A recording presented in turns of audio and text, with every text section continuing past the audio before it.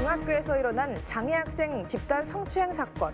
폭행과 협박에 집단 성추행까지 일어났지만 교육당국의 대처가 미흡했다는 의혹이 제기됐는데 취약지대에 놓인 장애 학생 학교폭력 지원 체계, 주민뉴스에서 짚어봅니다. 추워야 제맛, 한겨울이 반가운 겨울축제가 시작됐다. 꽁꽁 언 강위에서 즐기는 얼음 낚시와 풍성한 먹거리, 그리고 이색 체험까지 눈과 얼음의 겨울 왕국 강원 겨울축제 이야기 알려드립니다. 고성 거진항 창고에서 불이 나 새해부터 일터를 잃은 어민들의 피해 소식과 훈련병 얼타려 사망 사건의 지휘관들이 징역형을 선고받았다는 소식 등 한 주를 뜨겁게 달군 도내 현안과 이슈, 주간 뉴스픽에서 깔끔히 정리해드립니다. 윤 대통령 체포영장을 재발부하는 공수처와 경찰이 과연 이번엔 성공할까? 그리고 전국 자치단체 중 처음으로 애국가 영상을 자체 제작한 원주시가 기대하는 효과는? 지금 여러분이 궁금한 정가 소식과 지역 소식, 네트워크 현장엔에서 전해드립니다. 학력 신장을 최우선 과제로 삼은 강원교육의 현재와 미래는 이슈토크에선 신경호 도교육감을 초대해 주요 정책의 추진 상황을 점검하고 더 나은 강원교육의 미래 알아봅니다. 여러분 안녕하십니까? 뉴스 그 이상의 뉴스 G1 뉴스쇼 김우진입니다. 새해가 되면 새로운 목표를 정하고 도전을 하기 마련이죠. 강원자치도는 올해 전국에서 6번째 광역연구개발특구 지정에 도전합니다. 광역특구는 연구개발을 통한 신기술 창출과 사업화 촉진을 목적으로 조성된 지역인데요. 매년 100억 원의 사업비를 지원받고 기업 세금 감면 등의 혜택을 받습니다.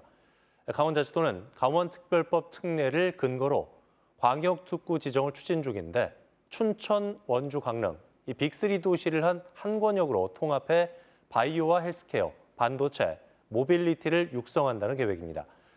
2025년 강원자치도의 광역특구 지정 목표가 달성돼 지역 발전의 계기가 마련되길 바라봅니다.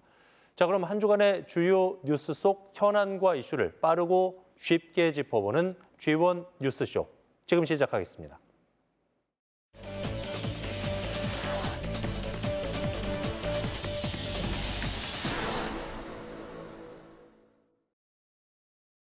쉬는 시간, 학생들이 주위를 살피더니 탈의실로 들어갑니다. 잠시 후 한 학생이 A군을 끌고 같은 탈의실로 향합니다. A군이 뿌리치고 잠시 나오지만 곧 다시 들어갑니다. 들어간 사유가 안에서 너 지금 들어오지 않으면 목 졸라 죽일 거야. 자기는 어차피 맞을 거 더 맞을까 봐 들어갔다고 하거든요. A군 부모는 탈의실에는 장갑과 테이프 등이 준비돼 있었고 학생들은 A군에게 수치심을 느끼는 성적 행위를 강제했다고 주장합니다. 이미 거기 들어가 있었던 학생들이 원의 형태로 서 있었고 그 아이들이 강제로 벗겨요. 그런데 A군의 학교 폭력 피해는 이번이 처음이 아니었습니다.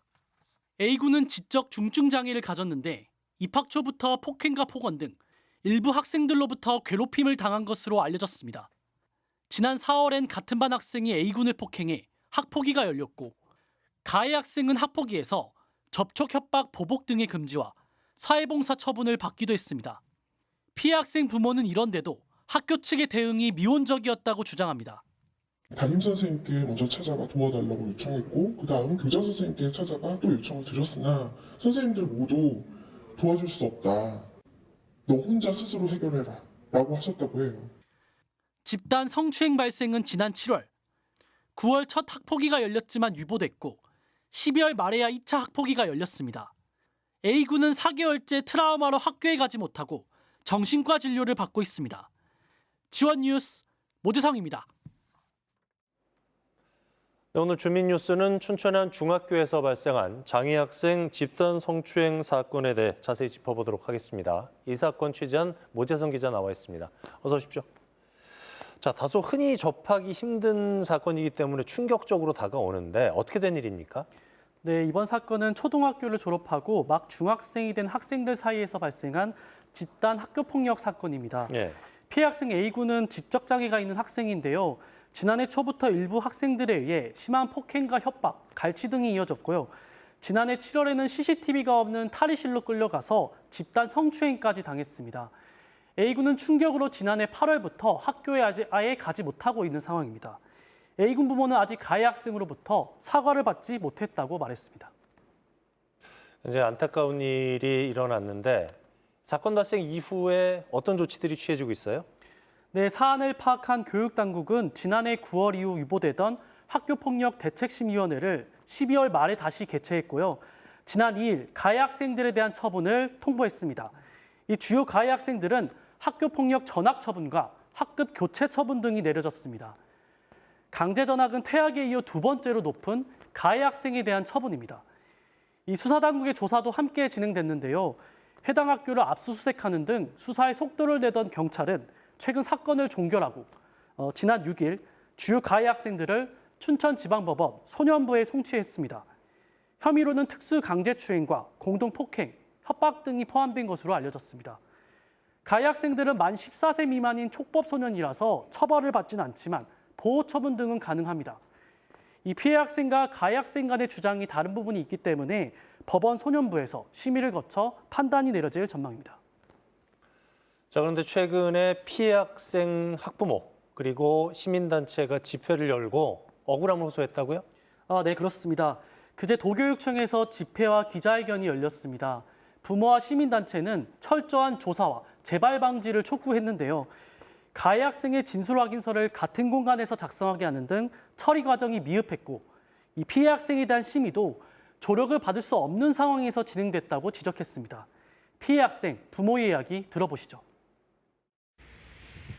학교폭력 전담 선생님, 교육청 조사관과 학교폭력 담당 장학사 및 심의위원분들은 장애 등록이 되어 있거나 그렇지 않은 느린 학습자 학생들에 대한 기초 지식이 전혀 없고 왜 우리 아이들이 진술이 힘들고 어려움을 겪는지 그리고 힘겹게 진술한 것마저도 의심을 받는 억울함은 학교폭력 사안 처리 과정부터 학교폭력심의위원회 조치 결정까지 지식이 없었다는 것이 여실히 증명되었고 아이와 부모가 감당해야 할 피해만 증폭되고 있습니다. 네, 피해 학생 학부모의 인터뷰 들어보셨고요. 이에 대해서 학교 측 그리고 교육당국은 어떤 입장 취하고 있습니까? 네, 학교 측은 피해 학생이 지적 중증장애 학생이라는 사실을 지난해 말 처음 인지했다는 입장입니다. 예. 이 중증장애 학생이라는 점을 사전에 알리지 않았기 때문에 더 적극적인 조치를 하지 못했다는 건데요. 학교 폭력을 인지한 즉시 이를 숨기거나 축소하지 않고 사안을 처리했다는 입장입니다. 학교 폭력은 이렇게 장애 학생이나 경계선 지능 학생과 관련한 경계선 지능 학생이 쉽게 노출될 수밖에 없는데요. 이 도교육청은 이번 사안을 계기로 이 경계선 지능 학생과 관련한 학교 폭력 사안이 발생할 경우 학생의 특성을 반영한 학교 폭력 지원 체계를 마련해 나가겠다고 밝혔습니다. 이 경계선 지능 학생에 대한 지원은 신공호 교육관의 공약 사업이기도 한데요. 앞으로 조사와 학교 폭력 심의 과정에서 특수교육 전문가가 투입되는 등 더 적극적으로 조치가 이루어질 것으로 보입니다. 그렇군요. 교육청이 장애 학생 학교 폭력 지원 체계를 마련하겠다. 이렇게 밝혔군요. 계속해서 관심 갖고 지켜봐야겠습니다. 끝으로 추가적으로 좀 짚어볼 만한 부분 있으면 짚어주세요. 네, 반복되는 이런 학교 폭력을 막기 위해선 교육 당국의 관심과 이 제도적인 보완이 가장 중요해 보입니다. 이 초기에 학교 폭력을 인지했을 경우 절차에 맞는 조사가 반드시 진행돼야 하고요. 학폭위에서 장애 학생과 이 경계선 지능 학생이 온전히 진술할 수 있도록 이들을 도와줄 수 있는 조력 시스템도 점검이 필요해 보입니다. 이 담임 선생님과 학교 상담 선생님 등에게 적극적으로 상황을 알리고 도움을 요청하는 것이 중요하고요. 학생의 상태를 학교와 정확하게 공유하는 것도 중요하다고 볼 수 있습니다. 네, 지금까지 주민뉴스 모재성 기자와 얘기 나눠봤습니다. 말씀 잘 들었습니다. 꽁꽁 얼어붙은 한강 위로 고양이가 걸어가던 겨울이 찾아왔습니다. 근데 고양이만 한겨울 얼음판을 즐길 수 있나요? 겨울이니까 우리도 신나게 놀아야죠. 겨울 추위를 즐길 줄 아는 진짜 고수들만 모인다는 곳. 겨울왕국이 된 강원도에서 올겨울 추억의 한 페이지를 채워볼까요?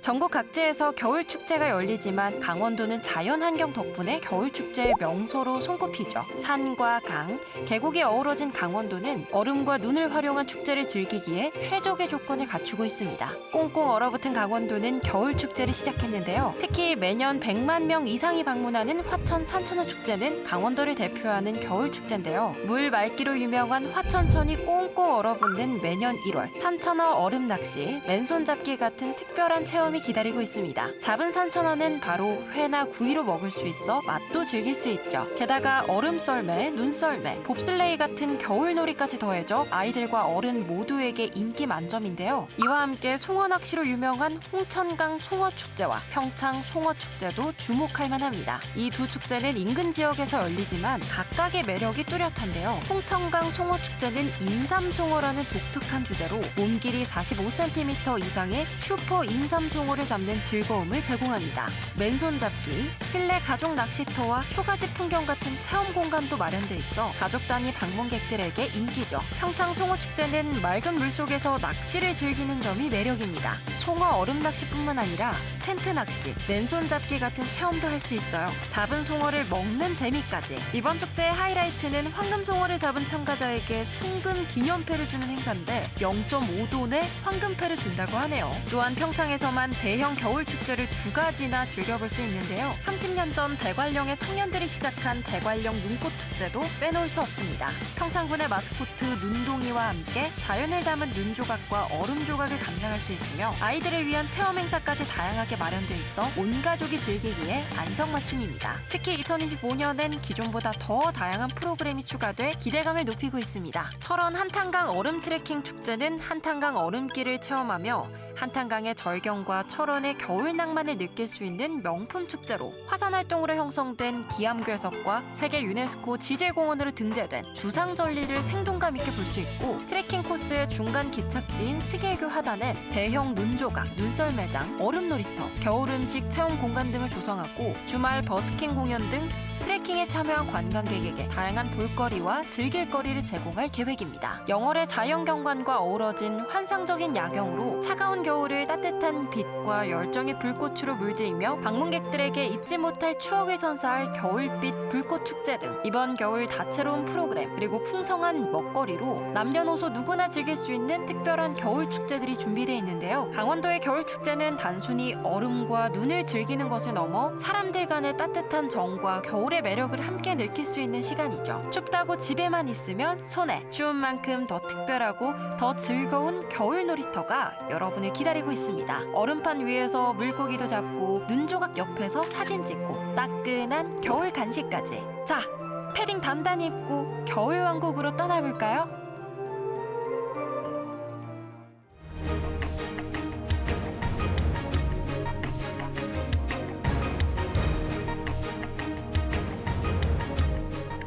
네, 한 주간 뉴스 가운데 가장 뜨거운 현안 이슈만 골라드리는 뉴스픽 시간입니다. 오늘도 지원방송 보도국의 홍서표 보도국장과 함께하겠습니다. 어서 오십시오. 네, 안녕하세요. 첫 번째로 픽한 뉴스 어떤 뉴스입니까? 네, 오늘 이번 주 첫 픽은 새해부터 일터 잃은 어민 망연자실입니다. 네, 그 새해 초에 고성 거진항에서 큰 화재가 났다고 들었는데 맞습니다. 어떻게 된 겁니까? 네, 화재가 발생한 거는 연초였죠. 지난 3일 오후 2시 10분쯤이었는데요. 고성 거진항에서 큰 불이 났습니다. 이 불로 2시간 만에 진화는 됐는데 어민 작업장, 창고 등 6개 동이 불에 탔고요. 모두 소실됐습니다. 그래서 항구는 그야말로 모두 잿더미가 된 쑥대밭이 됐는데 다행히 인명 피해는 없었지만 그 창고 안에 있던 조업에 필요한 그물들, 어구들이 모두 소실됐습니다.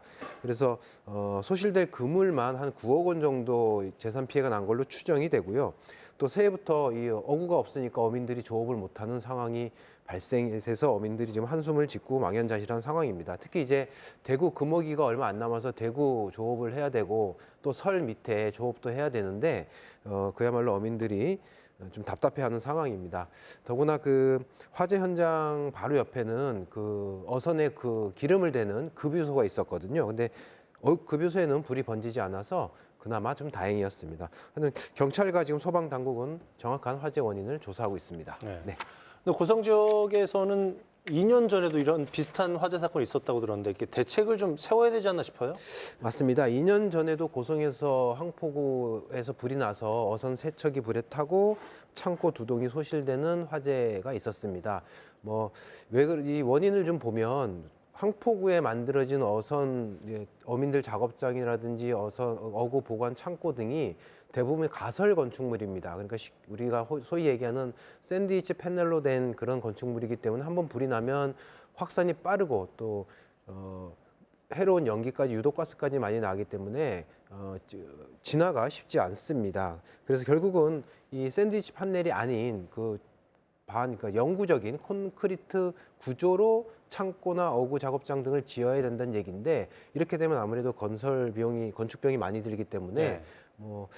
예산 부분이 부담이 될 수 있습니다. 어쨌든 고성군은 장기적으로는 황포구 어민 작업장이라든지 창고를 이런 견고한 콘크리트 구조물로 짓는 방안을 검토하겠다고 합니다. 네.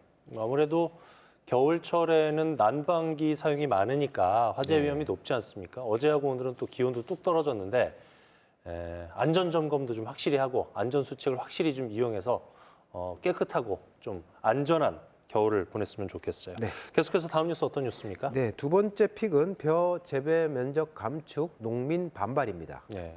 쌀값 폭락 문제는 어제 오늘의 일은 아닌 것 같아요. 매년 나오는 얘기인데 정부가 올해 쌀 재배 면적을 줄이겠다고 발표했다고요? 어떤 얘기예요? 네, 그렇습니다. 정부가 올해부터 그 벼 재배 면적을 전국적으로 한 8만 헥타를 줄이겠다고 이제 발표를 했습니다. 정책을 그렇게 펴겠다고 했는데요. 이게 그 이유가 시청자 여러분도 잘 아시다시피 쌀 소비량은 감소하는데 공급량은 과잉이 되면서 항상 가을이 되면 추수철에 쌀 문제가 불거졌었거든요. 이 문제를 좀 해결해 보자는 정부의 의지가 담긴 정책이라고 할 수 있겠습니다.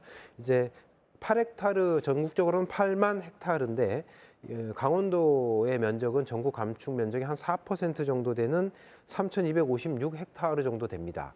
이 규모가 어느 정도냐면 강원도 전체 벼 재배 면적이 한 2만 7천여 헥타르 정도가 되는데 거기 한 12% 정도에 달하는 면적입니다. 그러니까 적지 않은 면적이죠. 10분의 1 이상 되니까요. 네. 특히 이제 도내에서는 이제 철원이 쌀 재배 면적이 많은데 철원 지역에 줄여야 하는 면적이 1,180 헥타르 정도 되고요.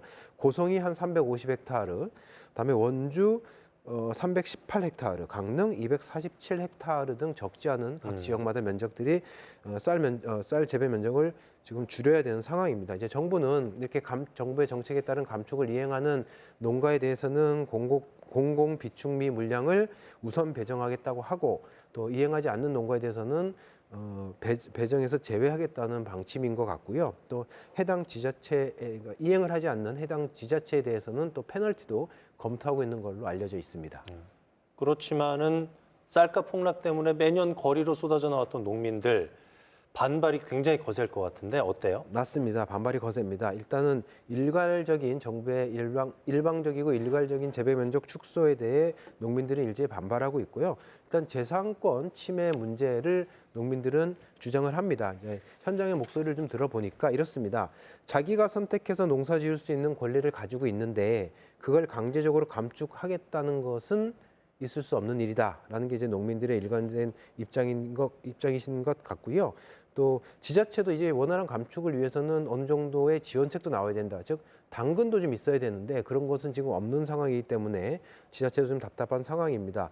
일단 해당 자치단체들은 이달 중 농가별로 감축 계획을 통지할 예정인데 실질적으로 이제 농가에 이게 통지가 되면 아무래도 농민들의 반발은 더 커질 것 같습니다. 네, 해마다 반복되는 쌀값 문제 좀 해결할 수 있는 실제적인 방안이 나왔으면 좋겠습니다. 네.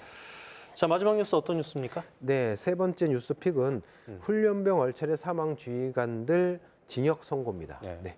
지난해 5월로 전 기억을 하거든요. 맞습니다. 그러니까 규정을 위반한 군기 훈련이죠. 일명 그 얼차례를 줘서 훈련병이 이제 숨졌던 그런 사건인데 이들 간부들에게 징역형이 선고됐다고요? 맞습니다. 말씀하신 대로 사건이 발생한 것은 지난해 5월 육군 12사단 신병 교육대에서 당시 이제 규정을 어긴 군기 훈련 받다가 입소한 지 9일차 되는 훈련병이 사망하는 사건이 있었습니다. 당시 훈련을 지시했던 중대장과 부중대장은 학대치사, 직권남용 가혹행위 혐의로 기소가 됐고요. 기소된 이 중대장과 부중대장에 대한 1심 재판이 최근에 1심 재판 선고가 나온 건데 혐의가 모두 인정이 됐습니다. 중대장은 징역 5년, 부중대장은 징역 3년이 선고가 됐습니다. 피고인들은 당시 이제 28도 정도 되는 땡볕에 책으로 채운 한 30kg 정도 되는 군장을 훈련병들에게 매게 하고 선착순 이어달리기라든지 팔굽혀펴기라든지 이런 것들을 시켰고요. 그로 인한 사망이 인정이 됐다고 재판부가 인정을 했다고 보면 될 것 같습니다. 당시 사인은 열사병에 따른 다발성 장기 부전이었습니다. 재판부도 판결을 하면서 이렇게 재판부 입장을 냈는데요. 신병교육 훈련을 받는 피해자들을 상대로 신체 조건에 맞지 않는 혹독한 군기 훈련을 집행했다. 그리고 21살에 불과한 피해자가 생명을 잃었고 나머지 피해자들, 훈련병들도 극심한 고통을 호소했다라고 재판부는 봤습니다. 다만 재판부는 고통을 줄 목적으로 범행을 저지르지는 않았다고 판단했습니다. 네. 네. 이번 1심 판결에 대해서 훈련병의 유족, 네. 그리고 검찰 양측 입장은 어때요? 그렇습니다. 일단 숨진 훈련병의 유족은 1심 선고에 대해서 반발을 했고요. 예. 훈련병의 어머니가 선고 직후에 입장을 좀 말씀하셨는데 100년을 더 준비하고 살아가야 할 애들을 이렇게 사망에 이르게 했는데 5년, 3년 한다면 누가 군대에 온몸을 다 바쳐 훈련을 받고 또 어떤 부모가 군대에 보낼 수 있겠는가라고 하소연을 하셨습니다. 그리고 징역 10년과 7년을 중대장과 부중대장에 각각 구형을 했던 검찰도 항소를 검토하는 것으로 검찰 방침인 것으로 알려졌습니다. 네. 다시는 이런 일이 발생하면 안 되겠죠. 재발 방지 대책 세워야 될 것 같습니다. 지금까지 주간 뉴스픽 홍서표 보도국장과 함께했습니다. 잘 들었습니다. 네, 감사합니다.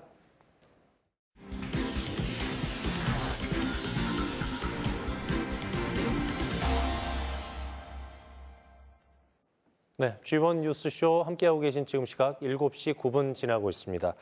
이번 순서는 여러분들이 궁금해하는 정가 소식, 또 지역 소식 전해드리는 네트워크 현장 N입니다. 오늘은 서울과 G1방송 영서지사를 연결해 보도록 하겠습니다. 먼저 국회 연결해서 정치권 소식부터 들어보죠. 김도환 기자. 네, 국회입니다. 자, 지난주도 그랬지만은 윤 대통령 체포영장이 언제 어떤 방식으로 집행되냐가 초미의 관심사가 됐는데 상황이 녹록지 않은 모양이에요? 네, 영장 집행에 이미 한 차례 실패한 공수처가 영장을 재발부받았습니다. 다만 이번에는 영장 만료 시한이 언제인지 또 언제 재집행에 들어갈지 전혀 알려지지 않고 있습니다. 보안을 유지하고 있는 건데요. 그만큼 긴장감이 높아지고 있습니다. 첫 집행 때 5시간 반 만에 포기하고 돌아온 공수처가 많은 비판을 받고 있습니다. 이 때문에 이번엔 장기전까지 대비하면서 경찰과 함께 신중하게 비정한 각오로 준비하고 있습니다. 공수처가 이번에도 영장 집행에 실패할 경우 사건을 경찰에 넘기라는 여권의 압박이 더 거세질 겁니다. 나아가 역할이나 존재에 대한 의문까지 나올 수가 있습니다. 공수처는 검찰개혁을 상징하는 조직이라 야당도 곤혹스러워질 수 있습니다. 하지만 상황은 1차 집행 때와 크게 다르지 않습니다. 정보기관끼리 충돌도 피해야 하고 한남동 관저 앞에 모인 찬반 시민이 서로 부딪히는 일도 없어야 할 겁니다. 대통령 변호인 측은 어제 기소하거나 구속영장을 청구해라. 그러면 법원 재판에는 응하겠다. 이렇게 돌연 제안하기도 했습니다. 여전히 체포영장을 거부하고 있는 셈인데 혼돈이 길어지고 있습니다. 네, 지난 1차 집행 때는 국민의힘 친윤계 의원들이 한남동 관저를 향했었죠. 여러 가지 논란이 있었는데 강원도 친윤 의원들의 역할도 두드러져 보입니다. 네, 지난 6일이었습니다. 그러니까 1차 영장 집행 마지막 시한이었는데요. 그날 당 지도부를 포함해서 국민의힘 의원 44명이 한남동 관저에 집결했습니다. 대부분 친윤계 의원들이었는데요. 강원도에서는 이철규, 유상범 의원이 포함되어 있었습니다. 현장에 있는 탄핵 반대 집회 참가자들로부터는 환호를 받았겠지만 방탄 의원단이다 뭐다 하는 비판이 많았었고 또 당 내부에서도 우려가 있었습니다. 보수 진영에서도 이렇게 하다가는 그러니까 강성 지지자들만 바라보고 달리다가는 중도 표심을 다 잃을지도 모른다는 위기감이 나오고 있습니다. 강원도민들이 특히 관심이 있을 텐데요. 소위 친윤계 핵심에 강원도 의원들이 많기 때문입니다. 국민의힘 지도부에 권성동 원내대표와 이양수 사무총장이 있고 앞서 말씀드렸다시피 이철규, 유상범 의원은 지난 6일 관저로 달려갔습니다. 특히 이철규 의원은 내란 혐의를 수사하고 있는 국가수사본부장을 만나 외압으로 해석될 수도 있는 발언을 했다는 이야기까지 나왔습니다. 민주당은 이 발언을 두고 조금 전 오후 5시에 이철규 의원에 대한 징계안을 제출하기도 했습니다. 이런 비판에도 불구하고 이 의원은 오늘 국회 긴급 현안 질의에서 공수처장 등을 상대로 현직 대통령에 대한 체포영장과 집행 시도는 절차상 잘못된 것이고 국민 공감도 얻지 못할 것이라고 주장했습니다. 국민의힘 원내대표인 권성동 의원도 어제 쌍특검법을 당론으로 부결하면서 이를 반대하는 일부 의원에게 탈당을 요구해 비판의 대상이 되고 있습니다.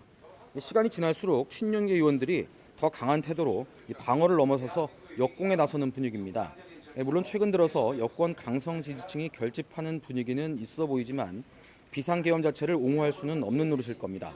최전선에 서 있는 강원도 친윤 의원들의 선택이 후에 어떤 평가를 받게 될지는 잘 모르겠습니다.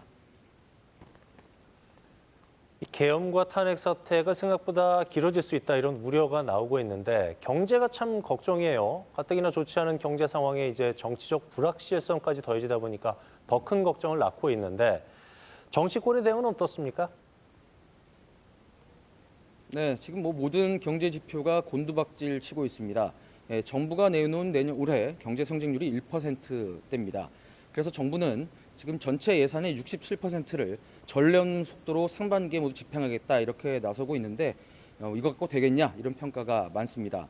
민주당은 조기 추경을 추진하고 있습니다. 허영 의원이 단장을 맡고 있는 민주당 민생경제회복단이 논의를 시작했습니다.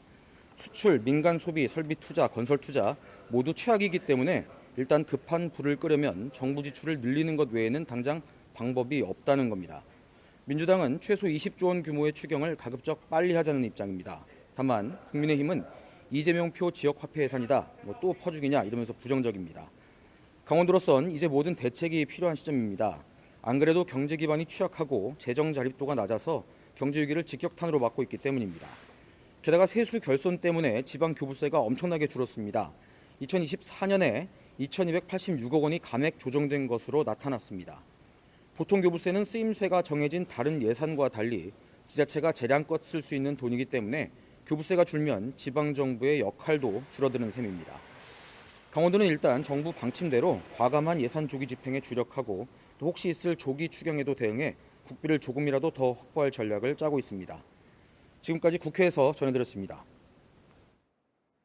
네, 김동환 기자 잘 들었습니다. 계속해서 영서지사 연결해 보도록 하겠습니다. 정창윤 기자가 준비하고 있습니다. 정 기자. 네, 영서지사입니다. 네, 원주시가 지역 특성을 살린 애국가 영상을 야심차게 자체 제작했다고 들었어요. 여러 효과를 기대하고 있는 것 같아요. 네, 그렇습니다. 전국 자치단체로는 처음으로 원주시 버전 애국가를 만든 건데요. 시무식에서 처음 공개된 이후로 반응이 뜨겁습니다.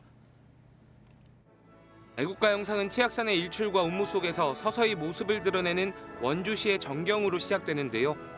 녹음이 짙은 국형사 계곡과 단풍에 물든 치악산 비로봉, 반계리 은행나무 등 원주의 관광 명소의 절경도 담겼습니다. 원주의 대표 축제로 자리매김한 만두축제와 에브리싱 페스티벌 등 다양한 축제들도 소개가 됩니다. 애국가는 원주시립교향악단의 연주와 시립합창단의 노래로 불러져 의미를 더했습니다. 원주시는 애국가 영상이 원주시를 외부에 알리는 천병 역할을 할 것으로 보고 적극 활용한다는 계획입니다. 원주시 홍보에 톡톡한 영향을 줄 것으로 생각하고요. 시민들에게도 자긍심을 고취시킬 수 있는 그런 영상이 될 것으로 기대합니다. 원주시는 국민의례가 필요한 모든 행사에서 원주 버전 애국가를 자유롭게 사용할 수 있도록 제공한다는 계획입니다. 자, 지역 소멸에 대응하기 위해서 지자체마다 아동복지에 힘쓰고 있는데요. 태백시에선 아동 청소년 꿈을 지원하기 위한 꿈탄탄 바우처를 확대 시행한다고요? 네, 그렇습니다. 지난해 강원자치도에서는 처음 시행한 꿈탄탄 바우처가 올해부터 크게 확대됩니다. 꿈탄탄 바우처는 태백시가 지난해 5월 강원자치도에서 처음 도입한 사업인데요. 매달 아동과 청소년에게 가구 소득에 따라 진로 활동비를 지원했습니다. 진로활동비를 통해 태백에 사는 아이들은 문제집을 사거나 전시를 관람하는 등 300곳이 넘는 가맹점에서 꿈탄탄 바우처를 사용할 수 있습니다. 태백시는 아이들이 지역의 희망이라고 보고 올해부터 꿈탄탄 바우처 사업을 확대하기로 했는데요. 우선 지원 금액부터 올렸습니다. 지난해 연간 최대 84만 원이던 지원금을 올해 100만 원으로 상향했습니다. 또 소득 기준부터 없애 모든 9살에서 18살까지 아동 청소년이 혜택을 볼 수 있게 됐습니다. 이에 따라 지원 대상자도 기존 2,000명에서 3,200명으로 늘었습니다. 우리 시가 젊은 엄마 아빠 지갑에서 돈을 좀 안 꺼내려고 아이들이 너무 좋아합니다. 그래서 우리 태백시는 향후에 보건복지부 사회부장 협의체랑 협의를 좀 맞춰서 다시 해서 연 한 120만 원까지 좀 확대하도록 하겠습니다. 태백시는 꿈탄탄 바우처를 비롯해서 육아 기본수당과 각종 장학금 등을 확대해 태백을 아이 키우기 좋은 도시로 만들겠다는 계획입니다. 네, 마지막 소식 알아보겠습니다. 강원 동계 청소년 올림픽이 막을 내린 지 1년 가까이 돼 가는데 올림픽 유산을 이어가기 위한 움직임 계속되고 있다고요? 네, 맞습니다. 청소년들이 동계 스포츠를 배울 수 있고 또 올림픽 정신을 느낄 수 있는 프로그램들이 열리고 있습니다. 동계 스포츠를 접하기 어려운 국가의 청소년을 초청해 훈련과 한국 문화를 체험하는 드림 프로그램이 강릉과 평창에서 열리고 있는데요. 스리랑카와 과테말라 등 27개국에서 온 120여 명의 청소년이 참가했습니다.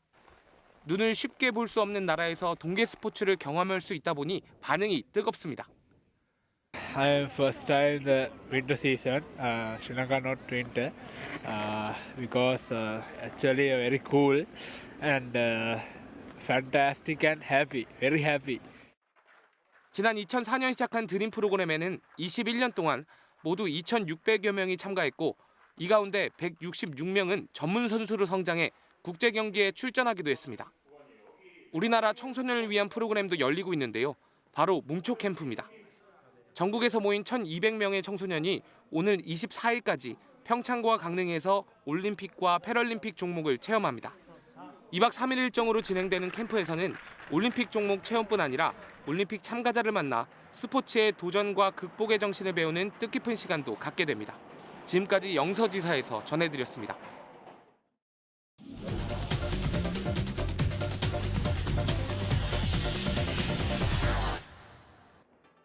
우리의 시선을 확 끄는 흥미진진한 뉴스를 골라 짚어보는 시간, 뉴스쇼 브리핑 아나운서 이가은입니다. 네, 2025년 을사년이 밝았습니다. 푸른색을 의미하는 을, 뱀을 뜻하는 사로 푸른 뱀의 해를 맞았는데요. 언뜻 뱀이라고 하면 징그럽고 무섭게 느껴지는데 하지만 알고 보면 우리에게 꽤나 유익한 동물이라는 점 알고 계십니까? 예로부터 과학자들에게 뱀은 꼭 필요한 존재였는데요. 무시무시한 뱀의 독은 신경과학 연구를 위한 시약으로 쓰였습니다. 게다가 독에서 추출한 단백질 복합체는 강력한 효과를 지닌 진통제 신약으로도 개발되고 있습니다. 현대 사회에서는 뱀의 움직임에 영감을 받아 첨단과학 분야에도 활용되고 있는데요. 어느 지형에서나 다리 없이도 빠르고 안정적으로 이동하는 특징을 모방해서요. 배관을 타고 다니는 화재 현장 탐지용, 인체 내부를 돌아다니는 의료용, 우주를 누비는 탐사용 로봇이 개발되고 있습니다. 또 여기서 끝이 아닙니다. 뱀은 파충류 중 가장 특수하게 진화하는 동물로요. 성장이 매우 빠르고 먹이를 전혀 섭취하지 않아도 몇 달을 버티면서 몸집이 자랍니다. 이런 이유로 과학자들은 미래 식량으로도 주목하고 있는데요. 우리에게 아낌없이 주는 뱀, 앞으로 좀 더 친근하게 바라봐주는 건 어떨까요? 네, 다음 소식입니다. 새해가 밝으면 꼭 하는 것. 달력을 펼쳐보며 올 한 해를 어떻게 하면 알차게 보낼지 신년 계획도 세우고 여행 일정을 짜며 연휴도 꼭 확인하실 텐데요. 그래서 준비한 2025년 휴일 총정리 함께 살펴볼까요? 2025년도 휴일은 총 120일로 평일에 쉬는 날은 16일, 사흘 이상 연휴는 총 6번입니다. 올해 첫 번째 연휴 다가오는 설날이 있죠. 이번 설 연휴는 임시 공휴일로 27일이 추가로 지정되면서 총 6일, 게다가 30일을 금요일 또한 쉬게 되면요. 주말을 포함해서 2월 2일까지 최대 9일이라는 긴 연휴를 보낼 수 있으니까요. 이동하실 때 꼭 참고하시면 좋겠습니다.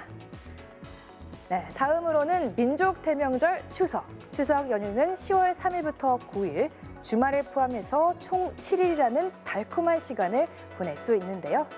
게다가 10일 금요일까지 하루 휴가를 쓴다면요. 12일 일요일까지 최대 열흘 황금 연휴를 보낼 수 있게 됩니다. 또 선물 같은 대체 공휴일도 놓칠 수 없겠죠. 대체 공휴일이 적용되는 날은 3일절, 어린이날과 부처님 오신 날, 추석으로 총 3번인데요. 오는 3월 3일 월요일과 5월 6일 화요일, 10월 8일 수요일에 각각 적용됩니다. 듣는 것만으로도 설레는 2025년 휴일. 잘 활용해서요, 뜻깊은 시간 보내시길 바랍니다. 지금까지 뉴스쇼 브리핑 아나운서 이가연이었습니다. 네, 계속해서 도내 주요 인사와 화제 인물 초대해서 얘기 나눠보는 이슈 토크 시간입니다. 2025년 새해를 맞아서 신년 특집으로 이어가고 있는데요. 도내 주요 인사들 모시고 올 한해 계획에 대해서 들어보는 시간 마련했습니다. 오늘은 더 나은 강원 교육을 위해 애쓰고 계신 신경호 교육감과 함께 얘기 나눠보도록 하겠습니다. 안녕하십니까? 네, 안녕하세요. 새해 복 많이 받으십시오. 네, 고맙습니다. 새해 복 많이 받으세요. 예, 도민 여러분께 새해 인사 부탁드리겠습니다. 네, 존경하는 강원도민 여러분, 새해 복 많이 받으십시오. 올해가 을사년 푸른 뱀의 해라고 합니다. 치유와 부활을 의미하는 뱀처럼 우리 사회도 어려움과 아픔을 깨끗이 씻어내고 금년엔 새롭게 새로운 출발을 했으면 하는 그런 바람입니다. 예. 네, 강원 교육의 가장 큰 고민거리 중에 하나가 이제 학력조화 문제인데요. 네. 지난 한 해 강원 학생 진단평가 통해서 기초학력이 신장됐다고요? 네. 지난 7월에 세 번째로 이제 강원 학생 성장 진단 평가를 실시했는데요. 이번에는 국어, 영어, 수학, 교과 영역 말고도 비교과 영역으로 학습 심리 정서도 같이 진단을 했습니다. 예. 그래서 그 결과를 학생 개개인별로 맞춤형 상담 활동과 또 지원 활동을 잘 했다고 보고요.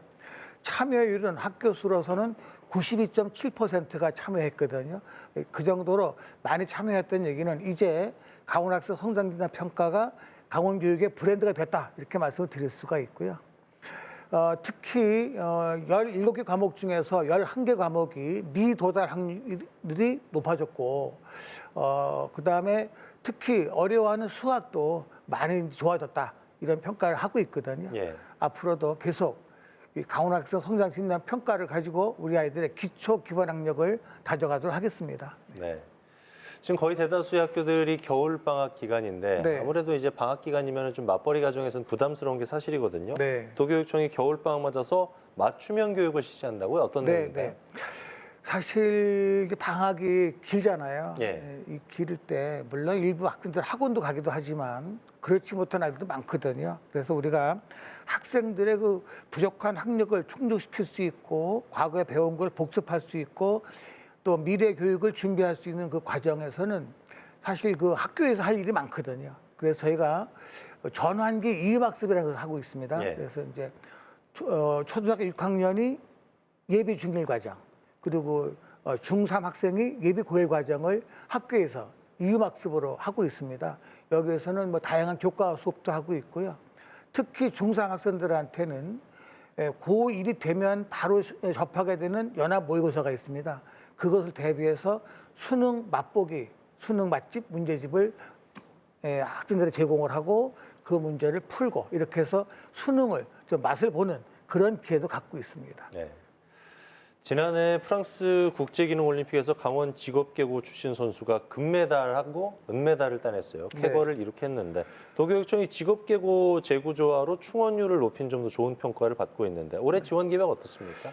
네, 날로 좋아지고 있는데 올해 현재 전기거든요. 80.51%가 지원을 했는데 이달 17일 날 추가 모집을 하게 되면 86% 넘지 않을까, 86%요. 그래서 제 임기 내에는 직업기고등학교도 90% 정도 충족될 수도 있다 판단을 하고 있고요. 제가 지금 교육감 취임을 해가지고 15개 고등학교에 23개 학과를 미래 사회를 대비할 수 있는 학과를 개편을 했습니다. 예. 그 결과가 이제 이렇게 좋게 나오는 것이고 또 학과만 개편했다고 끝나는 것이 아니라 1대1 그 심화 동아리를 운영을 했습니다. 그 동아리를 방학 중에도 운영을 하고 해서 아까 말씀하신 것처럼 국제기능올림픽에서 금메달과 은메달 따는 그런 성과도 거두었고요. 하여튼 그래서 저희는 그 금년에는 또 특히 이제 싱가포르에 그 직업고등학교 학생 10명을 보냈어요. 조리하고 미용 10명을 보내서 싱가포르에서 3개월 동안 훈련을 받고 현지에 취업을 했거든요. 7명을 취업을 했습니다. 근데 이 학생들이 더 취업을 해서 높은 기술을 배워서 다시 또 한국에 와서 또 자기가 창업을 할 수 있도록 예. 그런 터전을 마련해 주고 있습니다. 작년에 전국체육대회에서 강원 학생 선수들이 99개의 메달을 획득했어요. 네. 금메달 순위 4위를 달성한 점 또한 눈에 띄는데 네. 체육교육 활성화에도 많은 노력들을 하고 계신 것 같아요. 네, 저는 운동도 학력이라고 생각하는 사람입니다. 예. 그래서 운동도 초등학교에서부터 고등학교까지 계열화를 할 수 있도록 그래서 운동을 위해서 내 고장을 떠나지 않도록 그리고 특히 고등학교까지는 부모님 슬하에서 마음 놓고 운동할 수 있도록 그런 체계를 좀 준비하고 있고요. 특히 운동을 잘하는 학생들한테도 해외 스포츠, 해외 훈련 과정을 경험할 수 있도록 작년부터 해외 연수를 보내고 있습니다. 작년에는 하계 종목 선수들은 스페인을 갔었고요. 7박 9일 동안. 그리고 동계 종목 선수들은 독일하고 네덜란드를 갔다 왔거든요. 올해도 지금 이제 이번 겨울방학 때 하계 종목 선수들을 이탈리아로 현지 연수를 보낼 계획입니다. 이렇게 해서 운동 선수들도 꿈을 얼마든지 키울 수 있도록 그렇게 이제 하려고 노력하고 있고 초등학교부터 1학교 1학생 1스포츠를 할 수 있도록 그래서 어릴 때부터 자기가 잘할 수 있는 운동을 발굴해서 평생 학습을 갈 수 있도록 하려고 하고 있습니다. 네. 저출생과 고령화 때문에 작은 학교 숫자가 늘어나면서 네. 도교육청에서도 다양한 지원 정책 펼치고 있는 걸로 알고 있거든요. 네. 지원 방안을 모색하기 위한 정책 아이디어 공모전도 개최했다고 들었는데 좋은 정책들이 좀 나왔습니까? 네, 근데 한계가 있습니다. 네. 한계가 있는데 가장 중요한 것은 일단은 그 도심에 있는 학생들이 주소 이전 없이 변두리에 있는 작은 학교를 가서 특색 있는 교육 과정을 함께 할 수 있도록 그런 제도를 해서 학구 광역화라는 것을 이제 하려고 합니다. 그래서 광역화하면 아이들이 춘천 같은 경우도 시내에 있는 아이들이 이 근방에 있는 학교로 전학 갈 수 있도록 특히 이 대학 진학 중에는요 농어촌 특별 전형이라는 게 있어요. 여기에서 초등학교부터 고등학교까지 농촌에서 학교를 다니는 아이들한테는 특별한 전형 제도가 있습니다. 그걸 또 활용할 수도 있고요. 그래서 일단은 학구 광역화로 시내에 있는 아이들을 주소 이전 없이 갈 수 있도록 하는 것이고 두 번째 방법이 바로 이제 농어촌 유학입니다. 제가 2년 전에 처음 시작할 때는 4개 지역에서 6개 학교에 33명이 농어촌 유학을 했는데 올해는 지금 현재 12개 지역에 저희가 지금 34개 초등학교하고 중학교 8개 해가지고 250명 정도가 농어촌 유학을 오려고 하고 있고 특히 작년에 왔던 학생들이 더 연장한 경우도 많습니다. 이만큼 농어촌 유학이 아이들한테 큰 도움이 된다 이렇게 판단하고 있습니다. 네. 최근에 강원 지역에서 10여 년 만에 네. 서울대 의대 진학한 학생도 나왔고 네. 또 전체적으로 이제 의대에 진학하는 학생 수가 늘어나고 있는 것 같은데 도교육청의 의대 맞춤형 진학 지원 프로그램 도움을 줬다고 보십니까? 네, 저희가 지금 작년부터 이게 이제 그 지역 인재 그 인원수를 이제 많이 늘리면서 거기에 대비를 해서 전국에서 최초로 의과대학 맞춤형 진학 지원 프로그램을 운영을 했습니다. 그 결과 우리 아이들이 그 의대에서 요구하고 있는 수능 최저 등급을 다 맞춰줬고요. 그 덕분에 의대를 많이 합격을 했고 올해도 지금 다음 달 이달 11일부터 24일까지 국제교육원에서 역시 고3 올라오면서 의대를 지망하는 아이들을 대상으로 30명을 2주 동안 이 프로그램을 운영을 합니다. 예, 그렇군요. 강원특별법 교육 특례는 어떤 내용들이 담겨서 추진할 계획이십니까? 예, 사실은 이제 2차에서 우리가 3가지밖에 안 됐거든요. 예. 자율학교 등등 해서. 그런데 이제 요 3차 개정에서 꼭 하고 싶은 거는 강원도에는 아시다시피 작은 학교들이 많잖아요. 이 작은 학교들은 전교생 10명 미만인 학교도 있거든요. 예. 그런 아이들은 어떤 교육 과정을 하다못해 운동을 하고 싶어도 못 하거든요.